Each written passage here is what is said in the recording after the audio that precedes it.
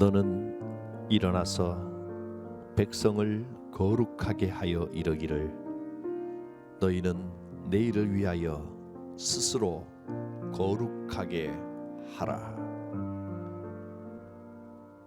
우리를 하나님의 백성 삼으시고 너희는 거룩하라 명하시는 여호와 하나님, 주의 백성으로 스스로 성결하게 하고 하나님을 닮은 거룩함으로 주의 나라를 누리며 주의 사명 따라 살아가는 삶이 되어 참된 믿음의 승리를 거두는 삶이 되게 하옵소서. 예수님의 이름으로 기도드립니다. 아멘. 주시는 말씀은 여호수아서 10장입니다. 10장 가운데 맨 마지막 40절부터 43절까지의 말씀을 읽겠습니다. 이와 같이 여호수아가 그 온 땅 곧 산지와 네겝과 평지와 경사지와 그 모든 왕을 쳐서 하나도 남기지 아니하고 호흡이 있는 모든 자는 다 진멸하여 바쳤으니 이스라엘의 하나님 여호와께서 명령하신 것과 같았더라. 여호수아가 또 가데스 바네아에서 가사까지와 온 고센 땅을 기브온에 이르기까지 치매 이스라엘의 하나님 여호와께서 이스라엘을 위하여 싸우셨으므로 여호수아가 이 모든 왕들과 그들의 땅을 단번에 빼앗으니라. 여호수아가 온 이스라엘과 더불어 길갈 진영으로 돌아왔더라. 아멘. 오늘은 여호수아서 10장을 중심으로 살펴봅니다. 여호수아 10장은 이스라엘이 이제 남부 연합군 동맹군들과 전쟁을 벌이는 그런 내용입니다. 지난 시간에 본 것처럼 기브온이 그 남부 연합군에서 빠져서 여호수아에게 연극을 하면서 화친을 하고 평화 조약을 맺었습니다. 그래서 기브온을 뺀 남부 연합군들과의 전투 내용입니다. 기브온 사람들이 이스라엘과 평화 조약을 맺었다는 소식을 들은 이 가나안 남부 지역에 있는 아모리 족속 5족속들은 배신감에 치를 떨면서 동맹을 맺고 이제 전쟁을 시작합니다. 이 아모리 5왕들이 기브온을 먼저 공격하기 위하여 오기 때문에 기브온 사람들이 이스라엘의 여호수아에게 맺은 조약대로 도와주십시오 도움을 요청했고, 여호수아와 이스라엘 백성들은 그들이 맺은 조약을 이행하기 위해서 기브온으로 가서 그 기브온에서 남부 연합군과 전쟁이 벌어집니다. 10장 이후의 내용을 살펴보면 이렇습니다. 여호수아가 전체 24장까지 있는 중에 10장부터 22장까지는 전쟁을 하여 가나안 땅을 다 점령하고 그 다음에 각 지파에게 그 점령한 땅들을 나누어 주고 하는 땅을 분배하는 내용까지가 22장까지 쭉 이어집니다. 그리고 23장, 24장은 마지막으로 여호수아가 이스라엘 백성들에게 당부하는 내용, 마치 모세오경에서는 신명기가 그런 내용이었죠. 이스라엘 백성들에게 모세가 당부하는 내용이 신명기였는데 여호수아서 23장, 24장 마지막 2장은 여호수아가 이스라엘 백성들에게 당부를 하면서 그들에게 하나님 앞에서 단단히 맹세하라. 하나님과 분명한 언약을 맺은 대로 그 약속을 지켜라. 이렇게 확실하게 온 백성들의 다짐을 받는 내용이 이제 2장에 걸쳐 나옵니다. 지금 여기에 나와 있는 10장부터 22장까지는 하나하나 지금까지 공부하던 것처럼 한 절 한 절 이렇게 살피지는 않을 겁니다.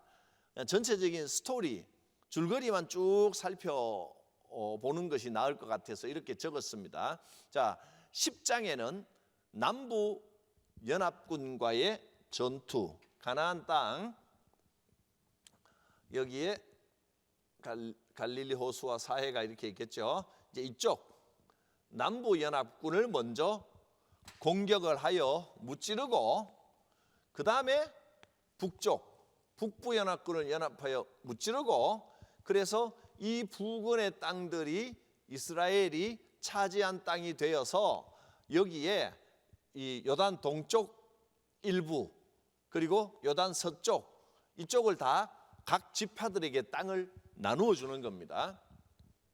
10장은 남부 연합군과의 전투입니다. 그다음에 11장은 북부 연합군과의 전투의 내용입니다.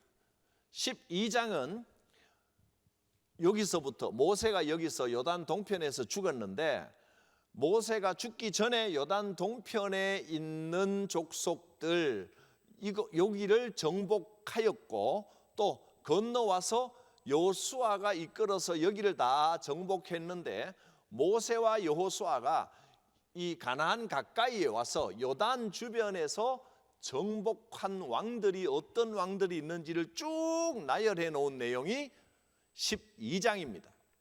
13장에는 아직 완전히 정복하지 못하고 남아있는 지역들이 좀 있습니다. 정복해야 할 숙제들, 정복하지 못한 지역은 어떤 지역이 있는지가 나와 있고, 14장부터는 요단 서쪽 이쪽 땅을 각 지파들에게 나누어주는, 어떤 지파에게는 어느 지역을, 어떤 지파에게는 어느 지역을 이렇게 나누어주는 내용이고요. 그 다음에 15장에는 유다 지파, 유다 자손들이 받은 땅은 어떤 땅이며, 특별히 갈렙은 가데스 바네아에서 12 정탐꾼 사건이 있었을 때 여호수아와 함께 믿음의 보고를 했던 두 사람의 정탐꾼 중에 한 명입니다.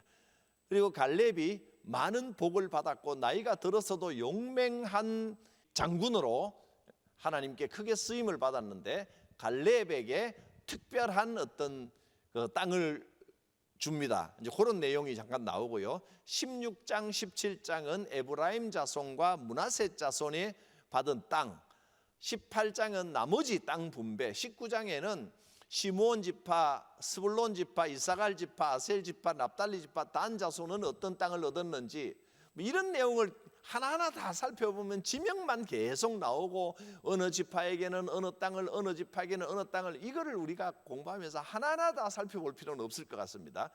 땅을 분배했다, 전쟁에서 승리하고 땅을 분배했다, 이렇게 이해하시면 될 것 같고요. 20장에는 도피성 내용이 나옵니다. 도피성은 이미 앞에서 도피성의 의미도 살펴봤고, 도피성은 어떻게 둔다, 모세오경에도 나오는데, 여기서는 실제로 어떤 곳을 도피성으로 어떻게 지정하고 하는 좀 상세한 내용이 20장에 나옵니다.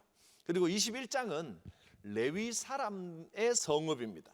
레위 사람들은 땅을 따로 이 특별한 어떤 지역을 분배받는 것이 아니고 각 지파들 가운데 가까이에 어떻게 땅을 분배받으라 하는 원칙은 우리가 이미 다 배웠습니다. 공부를 했습니다. 레위 지파에게 나누어준, 분배됐다기보다는 레위 지파는 이제 각 족속에 해당하는 지역들에게 거주하며 사는데, 레위 지파는 어떤 성읍에서 어떻게 사는지 그런 내용들이 나오고요. 그 다음에 22장에는 요단 이 서쪽 완전히 정복한 땅 이쪽 말고 요단강을 건너기 전에 모세를 통하여 정복하였던 이 동쪽에는 어떤 지파를 보내서 이 땅에서 살게 하는지, 그런 내용들, 전체적으로 전쟁과 땅 분배 이런 내용들이 나왔습니다. 그래서 다음 주에는 22장까지는 요 내용으로 대신하고 바로 23장부터 보게 되겠습니다. 오늘은 10장의 내용입니다. 남부연합군과의 전투 내용입니다. 먼저 여기서 요단강을 건너자마자 여리고성을 정복하고 그 옆에 아이성을 정복하고 그랬더니 남쪽에 있는 왕들이 아모리족 속 왕들이 야 큰일 났다. 이스라엘이 저렇게 강대하게 이 가나안으로 쳐들어오니 우리가 연합해야 되겠다. 연합군을 짜서 이스라엘을 대항하려고 할 때 지금 이스라엘은 여기 길갈에 머물고 있죠. 기브온 자손들이 와서 화친을 했고 기브온이 화친을 한 소식을 듣고 나머지 왕들이 연합하여 기브온으로 공격을 해옵니다. 그래서 이 기브온 성에서 이스라엘 자손들이 기브온 족속을 도와주기 위하여 길갈로부터 이곳에 와서 이 남부 연합군과 이거는 이스라엘 자손이 전투를 하게 되는 겁니다. 이 내용을 기록했습니다. 여호수아는 군대를 이끌고 밤새도록 행군을 해서 기브온에 도착합니다. 그리고 성을 포위하고 있는 이 연합군들, 기브온을 둘러싸고 있는 연합군을 향하여 기습 공격을 감행합니다.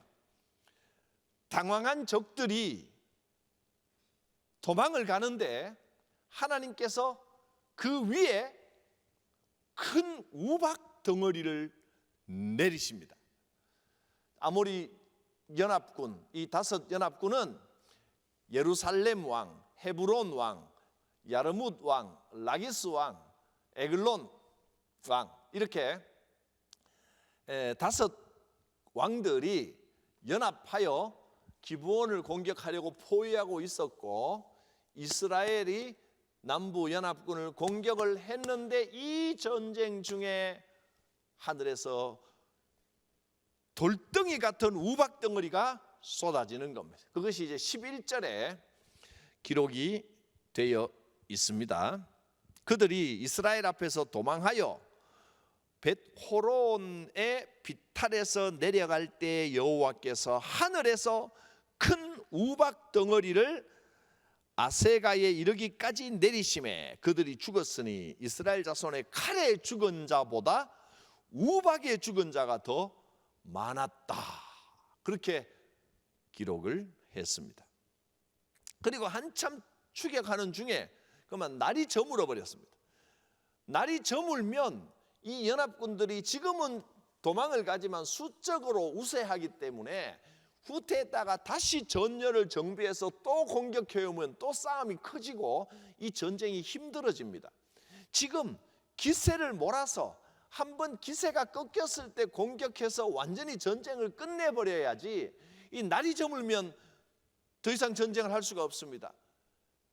그랬을 때 여호수아가 기도합니다.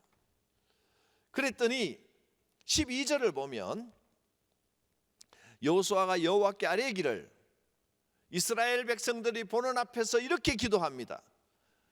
태양아 너는 기브온 위에 머물러라. 날이 저물지 말라는 겁니다. 해야 지지 마라. 달아 너도 아얄론 골짜기에서 그리할지로다. 골짜기에서 달이 아직 뜨지 말고 해는 그대로 있고 날이 좀 더 길었으면 이렇게 기도를 했습니다. 그랬더니 13절에 태양이 멈추고 달이 멈추고 백성들이 원수를 갚기까지 즉 이 남부연합군을 완전히 머무르기까지 태양이 쥐지 않고 날이 저물지 않았다. 그래서 이 유명한 사건입니다. 아얄론 골짜기에 태양이 멈춘 사건. 이 사건을 어떻게 해석해야 될까? 사실은 태양이 멈추었다라는 것은 또 달이 멈추었다는 것은 지구가 자전하는 것을 멈추었다는 겁니다. 지구의 자전이 멈추어버리면 지금 과학적 상식으로 지구과학 상식으로는 지구에 엄청난 이변이 일어납니다.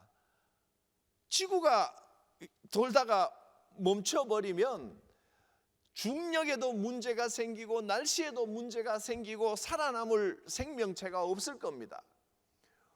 엄청난 기후변화가 일어나고 그럴 텐데, 그래서 그러나 뭐 하나님 하신 일이 우리가 지금 눈으로 볼 수 없고 그런 일이 일어났다고 기록되어 있는데 과학적으로 볼 때 그게 말이 안 된다 이렇게 말할 수 없습니다.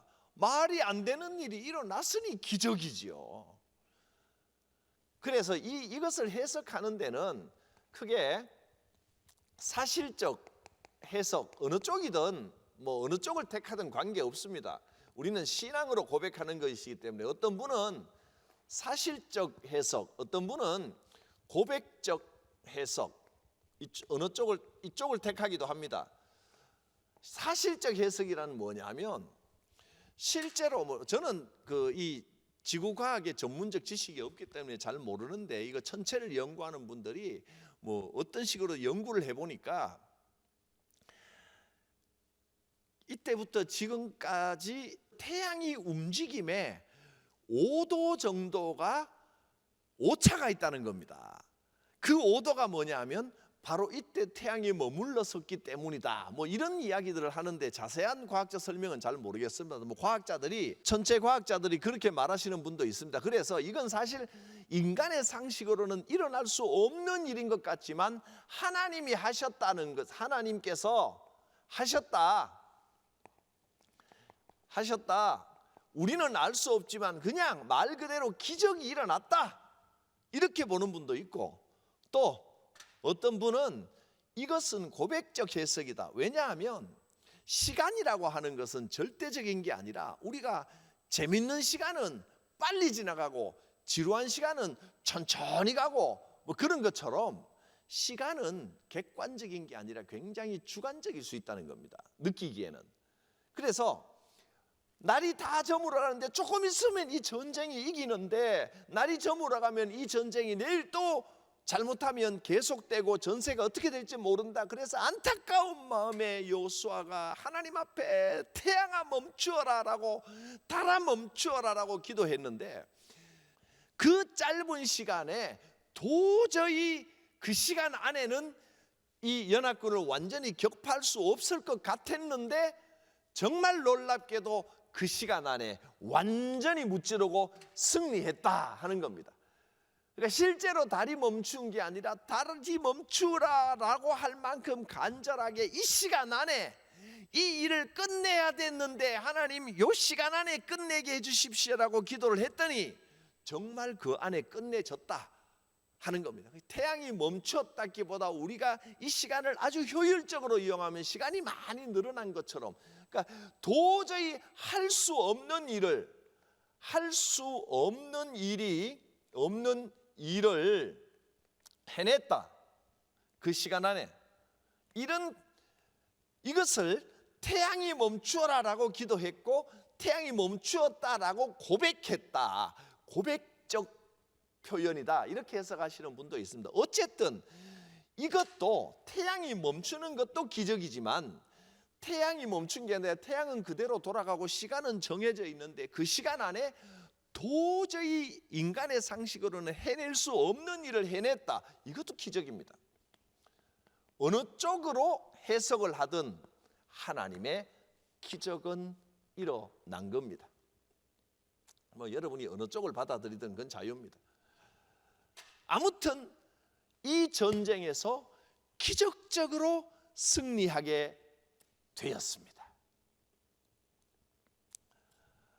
추격 중에 날이 저물자 여호수아가 태양과 달을 향하여 기도했더니 태양아 멈추어라, 달아 골짜기에서 올라오지 마라 라고 명령했고 그 시간 안에 기도한 바대로 응답되었고 이루어졌다 하는 것입니다. 우리 앞에 믿음의 싸움이 있습니다. 우리는 언제나 영적 싸움을 싸우면서 살아갑니다. 이 가나안 백성들과의 전쟁, 특히 이 남부 연합군과의 전쟁은 우리의 영적인 싸움을 보여주는 겁니다. 믿음의 싸움을 싸웁니다. 신약 성경에도 디모데전서 1장 18절 19절에 보면 선한 싸움을 싸우라고 했습니다. 선한 싸움은 어떻게 싸우는 겁니까? 하나님을 신뢰하는 믿음. 하나님께서는 반드시 우리를 어떤 방식으로든 도우신다라고 하는 믿음과 착한 양심을 가지고 흔들림 없이 거짓 없이 진실되게 살아가는 것이 믿음의 싸움이고, 믿음의 선한 싸움의 무기는 믿음과 착한 양심입니다. 또 디모데전서 6장 12절에도 믿음의 선한 싸움을 싸워라, 그래서 영생을 취하라 했고, 유다서 1장에도 믿음의 도를 위하여 힘써 싸우라, 우리의 믿음의 삶을 싸움으로, 전쟁으로 표현을 했습니다. 우리는 영적인 싸움을 싸우는 겁니다. 우리의 무기가 무엇입니까? 우리의 싸움은 혈과 육에 속한 싸움이 아닙니다. 인간을 상대로 싸우는 것이 아닙니다. 그들을 인간을 조종하는 악한 영과의 싸움이기 때문에 우리의 무기가 영적인 것이라는 걸 잊지 말아야 됩니다. 세상 무기로는 이길 수 없습니다. 이스라엘 백성들이 처음 이 요단강을 건너 여리고를 공격할 때부터 하나님께서는 이 전쟁은 세상 무기로 싸우는 게 아니다, 창과 칼과 방패로 싸우는 것이 아니라 여호와의 이름과 그 말씀의 능력으로 싸우는 겁니다. 그래서 항상 언약궤를 짊어지고 제사장이 앞장서고, 그럴 때 말씀을 따라 순종할 때 승리했습니다. 믿음이라고 하는 것은 하나님께서 주신 약속을 신뢰하는 겁니다. 승리의 비결은 믿음입니다. 우리의 대적 마귀는 매우 강하고, 마귀를 따르는 귀신들과 그들이 부리고 조종하는 사람들의 숫자는 굉장히 많습니다. 어떻게 그들을 이길 수 있습니까? 이 영적인 싸움은 숫자로 하는 게 아닙니다. 남부 연합군이 5통의 왕들이 연합하여 공격했지만 이스라엘은 그들을 지켜주시는 여호와 하나님을 의지하고 싸워 이겼습니다. 때로는 우박으로, 때로는 해를 멈춤으로 이기게 해 주셨습니다. 믿음으로 싸움을 시작하면 하나님께서 싸워 주십니다. 반드시 이깁니다. 하나님께서 이 땅을 너에게 주겠다고 약속하셨기 때문입니다. 하나님께서 여러분에게 영생을 주겠다, 평안을 주겠다, 마귀의 권세를 이기고 승리하도록 예수 이름의 권세를 주겠다고 약속하셨습니다. 주님께서 주신 약속을 잊지 않고 주님을 신뢰하는 것이 승리의 비결입니다. 8절 말씀, 그들을 두려워하지 말라. 내가 그들을 내 손에 넘겨주었으니 그들 중에서 한 사람도 너를 당할 자가 없으리라. 할렐루야. 두려워하지 마십시오. 여호와께서 승리하게 해주겠다고 약속하셨습니다. 그들 중에 단 한 사람도 너를 당할 자 없으리라. 그래서 우리는 믿습니다. 이 선한 싸움에서 여호와 하나님께서 우리와 함께하고 계시다는 사실입니다. 여러분, 우리는 이 믿음의 싸움, 영적인 전쟁에서 반드시 승리합니다. 우리가 선한 싸움에서 반드시 이길 줄을 믿는 것은 하나님께서 우리를 위하여 싸우시기 때문입니다. 여호와 하나님께서 우리를 사랑하시되, 이사야서 말씀 표현에 의하면 어떻게 사랑하신다고 했나요? 열심히 사랑해 주십니다. 내 자신이 승리하기를 원하는 것보다 더 하나님께서 우리를 응원하시며 이길 수 있다, 이길 수 있다, 지치지 마라, 쓰러지지 마라, 눈앞의 것에 두려워하지 마라. 반드시 내가 너를 도와주겠다 약속하셨습니다. 자, 성경 말씀을 통하여 하나님의 약속을 확인합니다. 역대하 32장 7절 8절 말씀, 두려워하지 말며 놀라지 말라. 우리와 함께 하시는 이가 그와 함께 하시는 자보다 크니 그와 함께 하는 자는 육신의 팔이지만 우리와 함께 하시는 이는 우리의 하나님 여호와시라. 히스기야에게 주신 위로와 용기의 말씀입니다. 반드시 우리를 도우시고 우리를 대신하여 싸우시리라. 또 느헤미야서 4장 20절, 우리 하나님이 우리를 위하여 싸우시느니라. 느헤미야가 성전을 다시 재건하고 회복시킬 때에 수많은 대적들이 그를 회방하고 조롱하고 넘어뜨리려고 할 때 이 말씀으로 용기를 주셨습니다. 우리 하나님 여호와께서 우리를 위하여 싸우시느니라. 자, 출애굽기 14장 14절 말씀은 여러분 잘 알고 계시는 아주 유명한 말씀이죠. 여호와께서 너희를 위하여 싸우시리니 너희는 가만히 있을지니라. 여호와께서 너희를 위하여 싸우시리니 너희는 가만히 있을지니라. 뭐 정말 꼼짝하지 말고 아무것도 하지 말고 가만히 있으라는 뜻이겠습니까?